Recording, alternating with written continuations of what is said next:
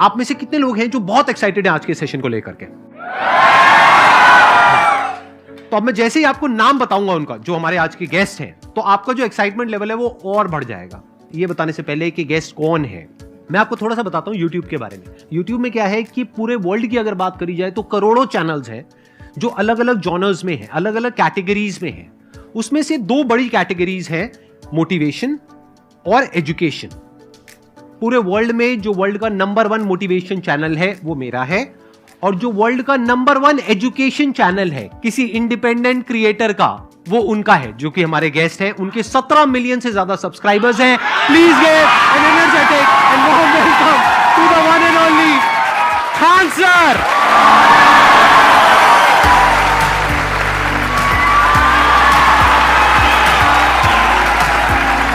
क्या हाल चाल जी, कैसे हैं आप?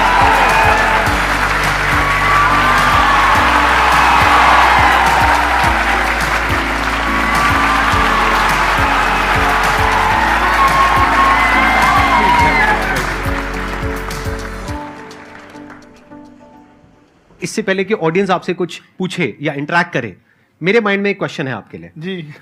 जो बच्चे हैं वो आपके इतने दीवाने क्यों हैं, इतने पागल क्यों हैं आपके पीछे? मतलब मेरे कमेंट सेक्शन में भरा पड़ा था, खान सर कब आएंगे, खान सर कब आएंगे। मतलब ऐसा क्या जादू कर दिया आपने बच्चों के ऊपर? ये सवाल हम आपसे भी पूछते हैं, हमारे पे भी इतना कमेंट आया, इतना मेरे तो ऑफिस में लोग चले आए कि सर कब जा रहे हैं। अच्छा। क्योंकि हम लोग का तो एग्जैक्ट है, वही पढ़ाना है। हाँ। तो देखिए, हम लोग का मेन है कि बच्चों को जो जरूरत रहती है कि अगर लड़का पढ़ने आ रहा है ना, उसके मन में कोई डाउट ना रह जाए। हम उसको कहते हैं कि हम तुम्हें पढ़ा रहे हैं, दम है तो भूल के दिखाओ, याद करके नहीं।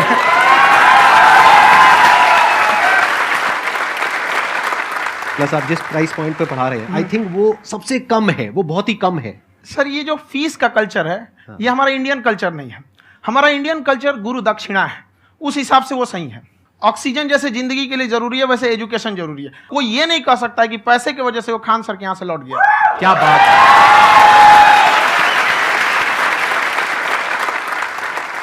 मैंने देखा कि आपका ये जो चैनल है कि ये पिछले 3 साल के अंदर अंदर ही ग्रो किया है। हमको जब चैनल शुरू हुआ तो एक दिन में हम 4-5 वीडियो बनाए।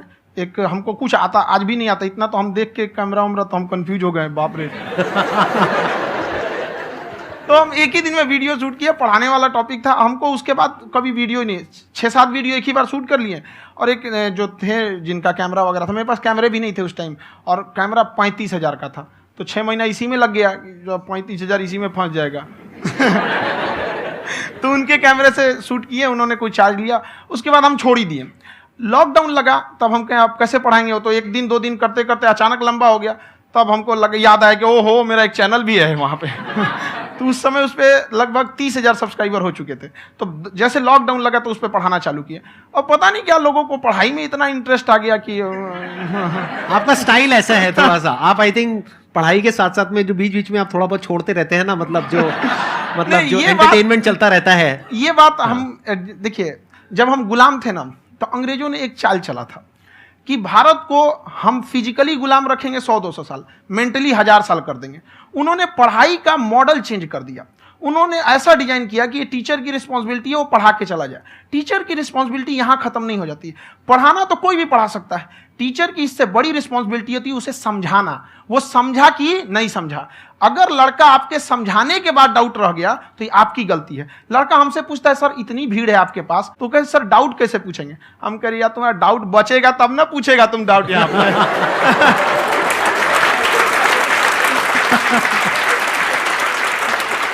कॉन्फिडेंस नेक्स्ट लेवल है खान सर का, मानना पड़ेगा। और शायद यही वजह है इनकी जो ग्रोथ है उसका। किसी ने शायद सपने में भी नहीं सोचा होगा कि पिछले 2 साल के अंदर अंदर जो आपके चैनल की ग्रोथ हुई है, जैसे आप खुद ही बता रहे हैं कि लॉकडाउन के टाइम पे आपके 30,000 के करीब सब्सक्राइबर्स थे, आज की डेट में 17 मिलियन है। और मेरा एक क्वेश्चन और है, इससे पहले कि ऑडियंस में से आपसे कोई क्वेश्चन पूछे, कि कई बार आप ऐसे भी टॉपिक्स टच करते हैं जो थोड़े से कंट्रोवर्शियल हैं या थोड़े से सेंसिटिव हैं, जिसके ऊपर बात करने की हिम्मत आई थिंक बहुत ही कम लोगों में है। तो आपको कभी ये नहीं लगता है कि कहीं ज्यादा तो नहीं हो रहा है, इसको थोड़ा रोक देते हैं, थोड़ा कम कर देते हैं? क्योंकि कोई लाइन ही नहीं है वैसे तो बोलने को, तो आप कुछ भी बोल दो, कितना भी बोल दो। हुई है कंट्रोवर्सी बहुत बार। एक्चुअली बचपन से हमको फौज में जाना था, और फौज वालों के लिए ये सब मायने नहीं रखता। उसको करना है मतलब करना है, तुम सामने कुछ भी रहो, डजंट मैटर।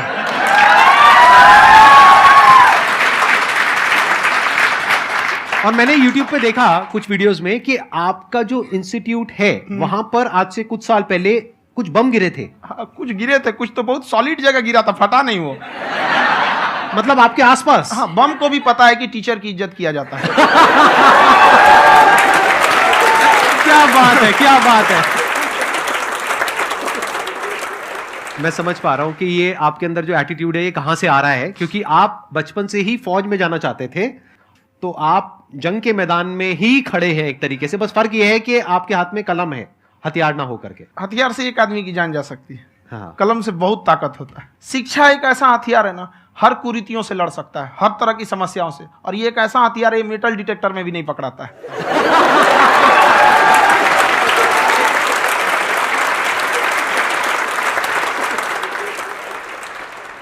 मेरा क्वेश्चन ये है कि अभी प्राइवेट ऑर्गेनाइजेशंस में पीटने का, पनिशमेंट का ये सिस्टम जो है खत्म हो गया है।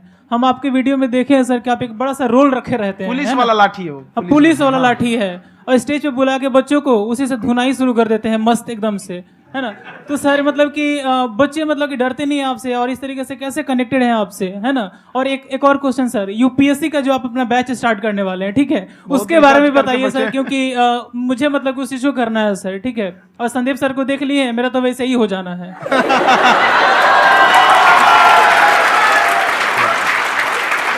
क्या हो जाना है? मेरा पूरा कंप्लीट करो। I'll be an IAS officer next year because I have seen you, sir. My day is like complete, sir. All the best. Thank you so much, sir. Thank you. पूरा बोला करो। Thank you. देखिए, लड़कों को जहां तक पीटने की बात है, जब पढ़ाने की बात आएगी तो उसको हम पूरे बेहतरीन ढंग से पढ़ाएंगे। लेकिन जब सजा देने की बात आएगी ना, तो वो भी बेहतरीन ढंग से होगा। ऐसा थोड़ी होगा कि बस एक ही चीज बेहतरीन ढंग से होगा। और डर का होना बहुत जरूरी है। ये डर भी अपने आप में एक मोटिवेशन है, क्योंकि जब आपके अंदर एक थोड़ा सा डर रहे ना, तो डर के भागिए मत। एक ऐसा डर जिसको आप लगे कि नहीं नहीं थोड़ा सा और करने की जरूरत है, फिर तो ये हम इसको क्रॉस कर जाएंगे यहाँ पर। तो लड़कों के अंदर ये डर बनाना भी जरूरी रहता है। और रही बात यूपीएससी वाले की, जो आपने बोला, बहुत सारे लड़के वेट कर रहे हैं यूपीएससी की, क्योंकि 2-2.5 लाख फीस सारे लोग एफोर्ड नहीं कर सकते। और हमारा वही रहता है, हम तो ज्यादातर हमारे स्टूडेंट देखेंगे तो किसी के रिक्शा वाला, सब्जी वाला, यही लोग, इनको तो 2.5 लाख रुपया, इनके पास पूरी संपत्ति नहीं होती है, फीस कहाँ से भरेंगे वहां पे, उसके बाद रहेंगे कहाँ से? तो ऑल ओवर इंडिया से, कश्मीर से कन्याकुमारी तक, गरीब से गरीब भी लड़का उसको पढ़ सकता है। यही कुछ 1000 रुपया मंथली, 12-14 हजार साल का पड़ेगा, खत्म हो जाएगा इतना में।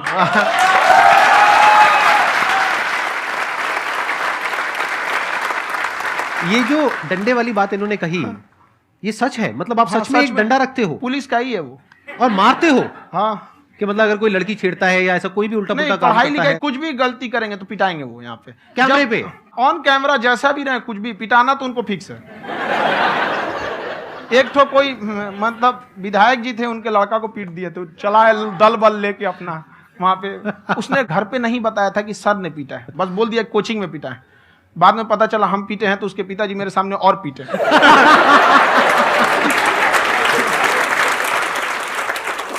सर आपका सबसे बड़ा डर क्या है, आप दोनों का? फौजी को डरे नहीं लगता है, बाकी अफसर से पूछिए।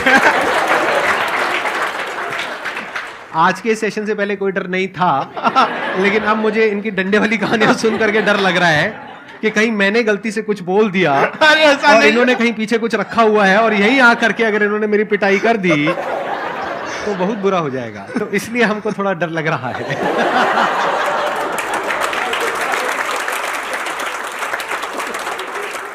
आपकी डेली कितने घंटे क्लासेस होती हैं? 6-7 घंटे। अभी भी खुद ही करते हो आप? हाँ, खुद ही हमारे classes स्टाफ करते हो? परेशान रहते हैं। हम 1:30-2 बजे सोते हैं, सुबह 6 बजे उठ जाते हैं, परेशान रहते हैं। यार इतना क्यों करते हो, है ना? कभी तो उनको भी साथ साथ लगना पड़ता है ना? उनको साथ साथ लगना पड़ता है। हम जग गए हैं तो कोई सोया थोड़ी रहेगा, परेशान रहता, दिन में सोते ही नहीं है बेचारा, कहीं कहीं जाके सोते रहता है। तो हम सीट बांध दिए कि भाई तुम इस समय सो जाना, तुम इधर सो जाना। आपकी शादी हो गई या नहीं हुई अभी? मेरी खुशहाली देख के आप आइडिया लगा सकते हैं।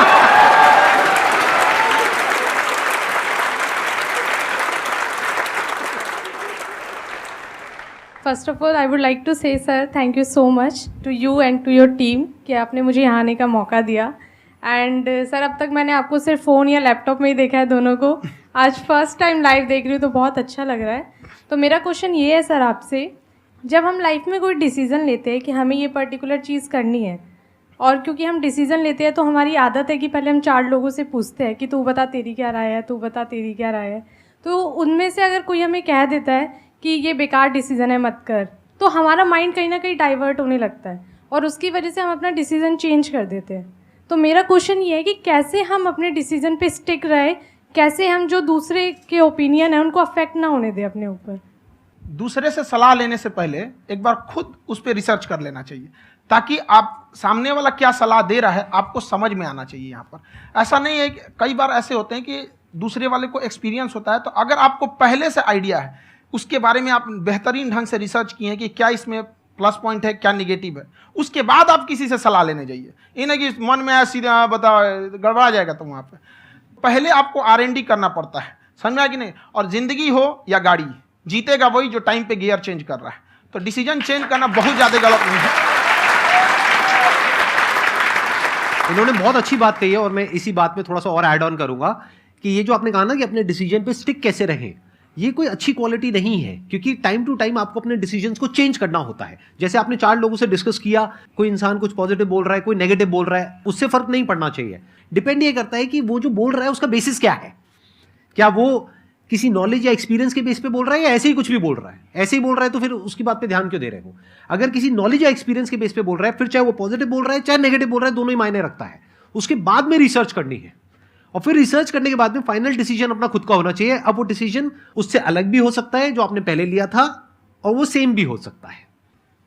सर मेरा क्वेश्चन दोनों से है आपसे, how to deal procrastination and laziness. हमारा ब्रेन है ना, ये बहुत आलसी टाइप का, इसको आराम खोजना पसंद है। अब थोड़ा सा भी अब इसको आराम की ओर लेके चले गए ना तो फिर उधर ही रहेगा। आप सोचेंगे 10 मिनट आराम कर लेते हैं ना, तो 10 मिनट 2 घंटा बना देगा। उसको टॉर्चर कीजिए, चल 10 मिनट बाद में। उसको आप उस पर हावी मत, वो कह रहा है कि हमको आराम चाहिए, आपको हाँ आराम मिलेगा, पहले काम फिर मिलेगा आराम। तो आप उसके हिसाब से मत चल। आपका मन कर रहा है थोड़ा सा देख लेते हैं, कोई नोटिफिकेशन आया, आप कोई काम कर रहे हैं, क्यों पहले काम कर लीजिए, बाद में देखिएगा ना नोटिफिकेशन। आप हावी मत होने दीजिए यहाँ पे। अगर आप 5 मिनट भी थोड़ा सा लूज पड़े ना, थोड़ा सा कमर सीधा कर लेते हैं, 2 घंटा बर्बाद कर दिया आपको। हावी मत होने दीजिएगा उसको अपने ऊपर। प्रोक्रेस्टिनेशन को तोड़ने का एक ही तरीका है, सबसे छोटे लेवल पे ले जा करके उस गोल को तोड़ दो। यानी वो गोल बहुत बड़ा है, उसको ब्रेक डाउन करो, उसके सबसे पहले स्टेप पे आ जाओ कि उसको अचीव करने का सबसे पहला स्टेप क्या है।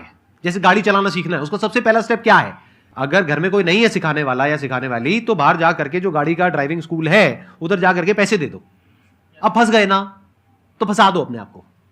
दिमाग ये लगाओ कि अपने आप को कैसे फंसाया जाए। जब हम फंस जाते हैं ना तो फिर हमको वो काम करना ही पड़ता है। Then there is no looking back. जब तक आप सोच रहे हो तब तक सोच रहे हो, उसको बोलते हैं पैरालिसिस ऑफ एनालिसिस, कि आप सोचते चले जा रहे हो अपने माइंड में, मैं ये करूंगा वो करूंगा वो करूंगा वो करूंगा, और प्रोक्रेस्टिनेट हो रहा है, वो चीज टलती चली जा रही है। तो उसको छोटे से छोटे लेवल पे ब्रेक डाउन करके उसको कर दो, दैट इज नंबर 1। और जैसे ही करना शुरू करते हो, कोशिश करो कि उसको जब तक कि आप सही से नहीं कर लेते हो उसको छोड़ना नहीं है, तो आपकी लेजीनेस भी खत्म हो जाएगी। कई लोगों को तो हमने देखा है जो सप्ताह में कुछ भी नहीं करता, वो भी संडे को आराम कर रहा है।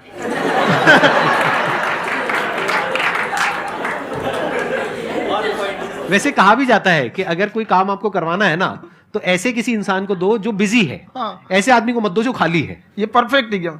किसी को भी आप देखिएगा जिसको आप कहते हैं कि मतलब थोड़ा ठीक ठाक आप समझते हैं कि नहीं ये बहुत आगे निकल, वो एक काम को खत्म करने के बाद कभी आराम नहीं करेगा। एक काम खत्म हुआ उसको लगेगा हाँ एक खत्म हो गया, अब दूसरा करना चाहिए। और वही जिसको देखिएगा एक खत्म हो गया और आराम करना चाहिए, कभी नहीं, लाइफ में आखिरी सांस तक।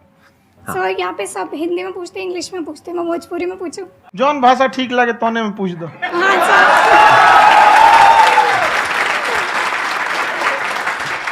सर ये पूछे के चाहते नहीं कि जैसे हमने के पढ़ाई करी नहीं सर, तो कभी कभी डेली टारगेट्स जो होला वो कंप्लीट ना होला।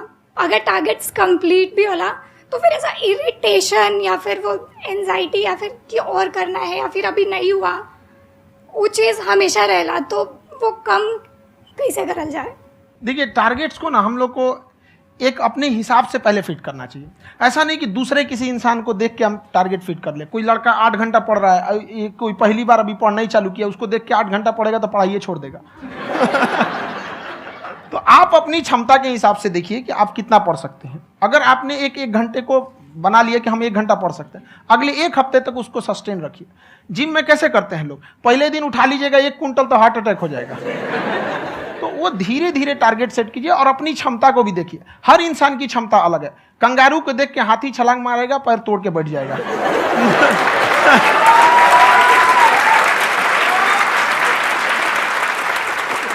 अब संदीप सर का मोटिवेशन देख के इसका मतलब क्या कि ट्रेन के आगे खड़ा हो जाएंगे, ढकेल देंगे तुमको। हालांकि ऐसा कर देते हैं, लेकिन ऐसा करिएगा लोग नहीं, क्षमता पता होना चाहिए। आपके अंदर एंजाइटी हो रही है कि मैंने कर तो लिया है। आप ये नहीं कह रहे कि मैंने कुछ भी नहीं किया है फिर मेरे को एंजाइटी हो रही है। आप ये कह रहे हो मैंने काफी कुछ कर लिया है फिर भी एंजाइटी हो रही है कि कहीं कुछ छूट तो नहीं गया है। तो बेसिकली आपको ये देखना है कि अगर आपके अंदर ये एंजाइटी हो रही है, that means you are a very good student. आप एक अच्छे स्टूडेंट हो। क्यों? क्योंकि बहुत सारे स्टूडेंट्स तो ऐसे हैं उनको पढ़ने के नाम से एंजाइटी होती है। तो आपको एंजाइटी हो रही है कि मैंने पढ़ लिया, दिन में मानो 8 घंटे का आपने टारगेट सेट किया और 6 घंटे पढ़ लिया, या मान लो 8 घंटे भी पढ़ लिया, फिर भी एंजाइटी हो रही है कि मैंने 10 घंटे नहीं पढ़ा।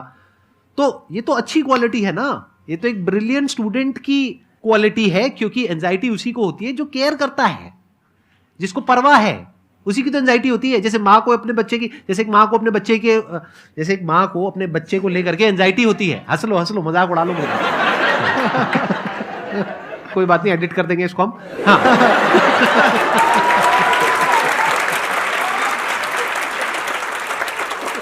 जैसे एक माँ है, उसको अपने बच्चे को लेकर के एंजाइटी होती है, थोड़ी सी भी तबीयत खराब हो जाए उसको एंजाइटी होती है, चाहे बच्चा ठीक भी है, डॉक्टर को नहीं होती है।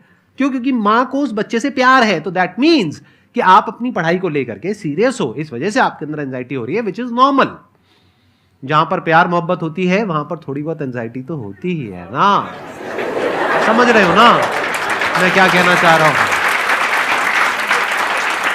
आप लोग समझ रहे हो ना मैं कहां जा रहा हूं? जब वो किसी और से बात करती है तो एंजाइटी होती है ना।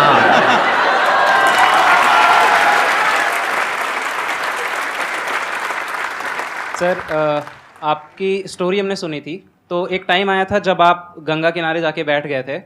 उस समय आपको कुछ समझ नहीं आ रहा था, तो उस समय मतलब आपने ये डिसीजन कैसे लिया कि अब आगे नहीं, यहाँ से वापस जाना है? रास्ता ही नहीं था। घर जाने के लिए एटलीस्ट 90 रुपए चाहिए थे, जेब में 40 रुपए थे। कैसे घर जाते हैं? और हम गंगा के किनारे चुपचाप बैठे बैठे हम कहें कि अब बहुत टेंशन हो गया, अब घर जाना चाहिए। रूम पे तो किराए के रूम पे ही आदमी सारे लोग रहते। गए वहाँ पे तो रूम लॉक हो गया था। तुम खटखटाए तो ऊपर से गुस्सा से बोले जो ऑनर थे, क्या टाइम हो गया है? तुम कहे 9-10 बज रहा होगा। घड़ी देखिए तो 2 बज रहा था रात का, 2-2:30 बज गया था वहाँ। टेंशन में आप तो होता है, कई बार ऐसा समय आएगा कि लगेगा जैसे अब कुछ नहीं हो सकता है। तो इससे घबराना नहीं है। कभी कभी गुच्छे की आखिरी चाबी भी ताला खोल देती है। जो बातें आपने बताई कि घर में प्रॉब्लम्स ये वो, ये तो बहुत लोगों ने फेस करी वहां पर। आप अकेले नहीं है, बहुत लोगों ने ये प्रॉब्लम्स फेस करी, बहुत तरह की प्रॉब्लम्स देखी, बहुत तरह की स्ट्रगल्स देखी, लेकिन वो सब इतने कामयाब नहीं हो पाए जितने कि आप हुए। तो आपके अंदर ऐसा कुछ ना कुछ है जो औरों के अंदर नहीं है। तो वो मैं जानना चाह रहा हूं कि वो ऐसा क्या था जहां से कि आपका दिमाग यहां तक सोच पा रहा है कि मैं पूरे इंडिया में इतने बड़े लेवल का चेंज लेकर के आ सकता हूं, एजुकेशन फील्ड में रेवोल्यूशन लेकर के आ सकता हूं। ये सोचना ही बहुत लोगों के बस का नहीं है। मेरी एक खुद की थिंकिंग, अगर हमको कोई 100 रुपए किसी काम के लिए दिया, हम सबसे यही कहते हैं, तो हम कोशिश करते हैं उसे 200 का रिटर्न दे।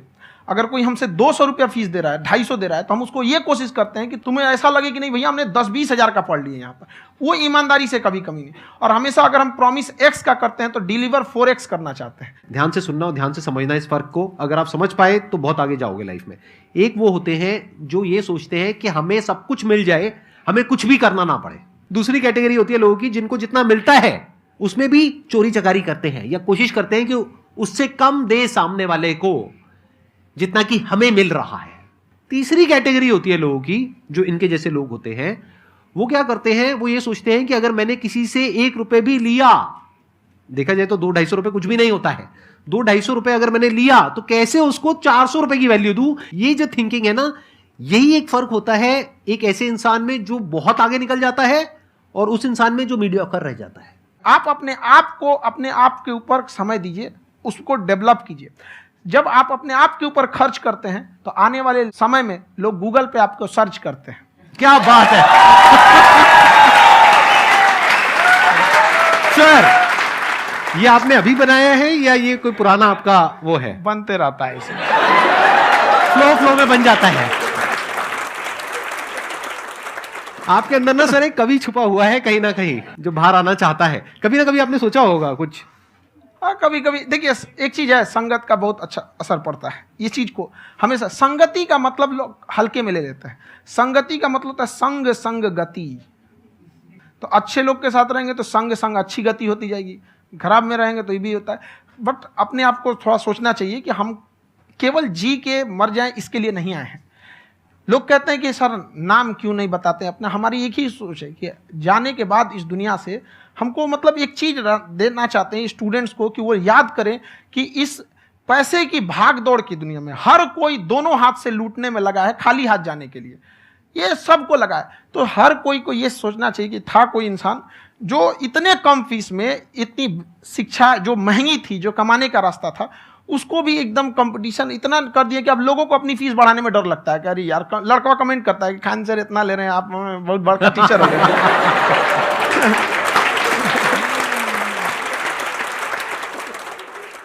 खान सर की एक क्लिप है, ये समय और समझदारी में बहुत फ़र्क होता है। अगर समय रहते समझदारी आ गई तो इंसान कामयाब हो गया, लेकिन अगर समय चला गया फिर समझदारी आई फिर तो बेकार है। तो सर मतलब कुछ आपको ऐसी चीज़ लाना चाहिए जो मतलब बच्चों जो तैयार हो रहे हैं उनको ये चीज़ें मतलब एंड टाइम पे दिखे। समझ रहे हैं आप मेरी बात? नहीं समझ?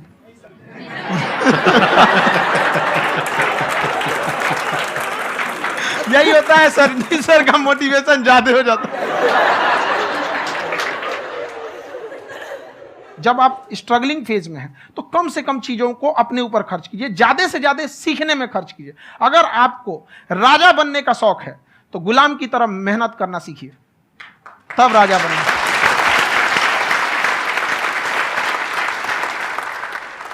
ये दुख, ये दर्द, ये सब तेरे अंदर है। तू अपने बनाए इस पिजड़े से बाहर निकल के देख, तू अपने आप में एक सिकंदर है।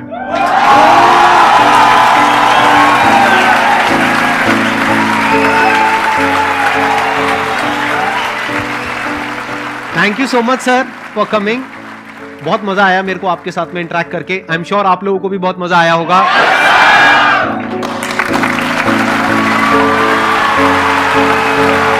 Thank you so much ji, thank you.